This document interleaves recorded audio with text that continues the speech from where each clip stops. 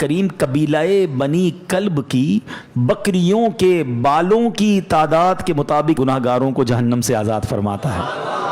ہم میں سے کون ہے جو اپنے سر کے بال گن سکے؟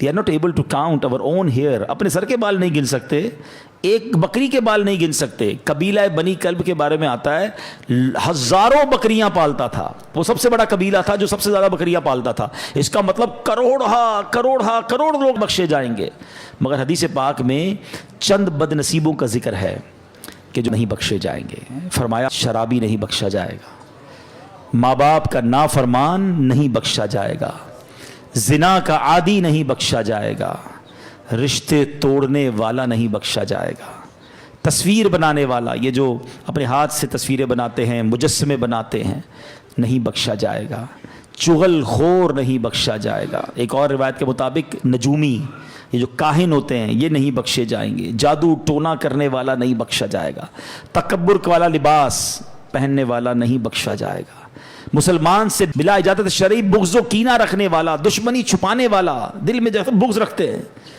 وہ بھی نہیں بخشا جائے گا۔ ذرا غور کیجئے، کہیں ایسا نہ ہو کروڑوں بخشے جائیں اور میری کسی بری عادت کی وجہ سے میں پھنس جاؤں اور میری بخشش نہ ہو۔ تو اے میرے پیارے اسلامی بھائیوں، اللہ بڑا کریم ہے، وہ توبہ قبول کرنے والا ہے۔ یہ بہت بڑے گناہ ہیں، اس سے یہ بھی اندازہ ہوتا ہے کہ جب اتنی بڑی عنایت، اتنی بڑی مغفرت ہے، یہ کتنے بڑے گناہ ہیں۔ تو اے میرے